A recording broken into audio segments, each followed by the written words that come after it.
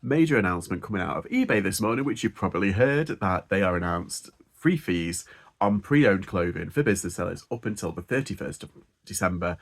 And yeah, this has to be probably the biggest Uno reverse card in terms of taking back the conversation that I've seen in a long time. Let's just run down the timeline. So at first you had eBay announce on private sellers, oh, you can sell whatever you want, you're going to get free fees, la-di-da, very much the Vinted model.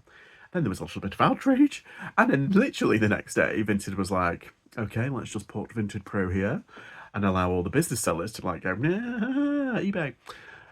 And then they fudged it. They fudged the launch. They fudged the whole national insurance sign-up scandal. And yeah, it does not look good for Vinted at that point.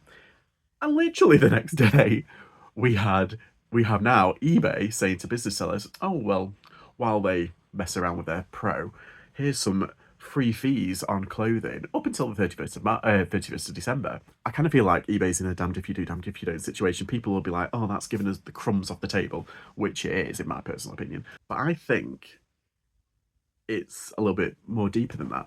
They're fighting over our business. When you think there must be thousands of resellers like that are a business on business accounts, and they pay the fees, and they pay if they've got shops and everything, they pay subscription plans and everything.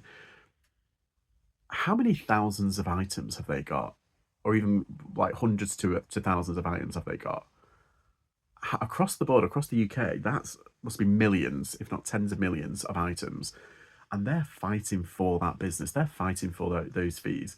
Like, oh, come to us and we'll buy that, because I think their logic is, oh, if they buy a few one time, they'll come back. If they've got, they know that business sellers give good customer service in terms of like returns. They're more than likely to give returns. A lot of buyers expect free postage off of eBay, yet on Vinted, they're happy to pay the postage.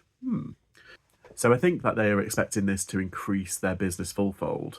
I mean, when people shop, do they just buy like, oh, I'll just buy a top? Or do they say like, oh, while I'm here? Because I do.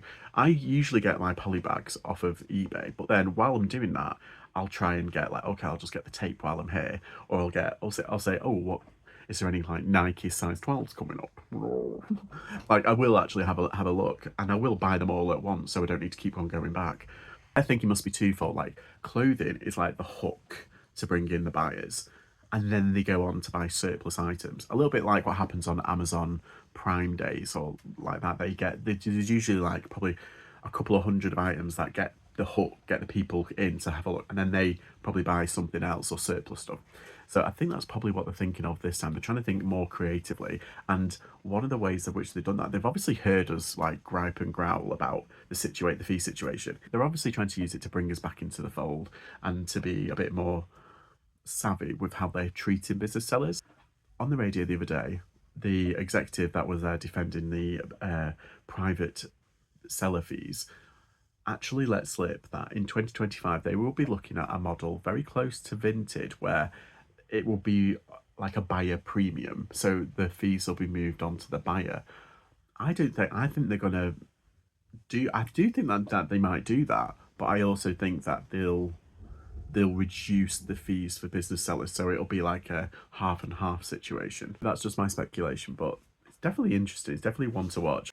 Also, what if you list something on like the 30th of December and you have no insertion fees, but it doesn't sell until say like the 12th of January?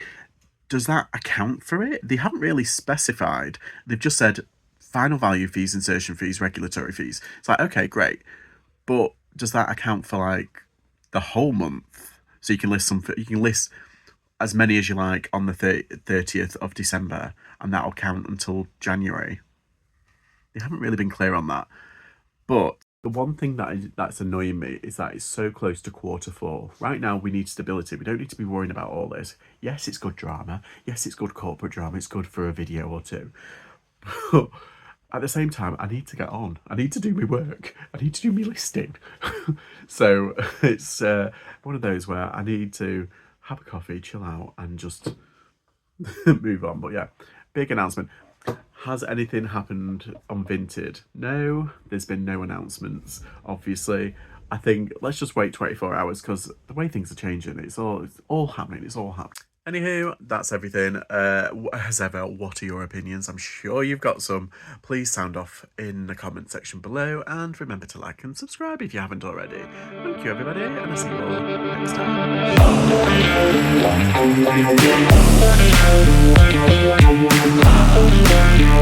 time.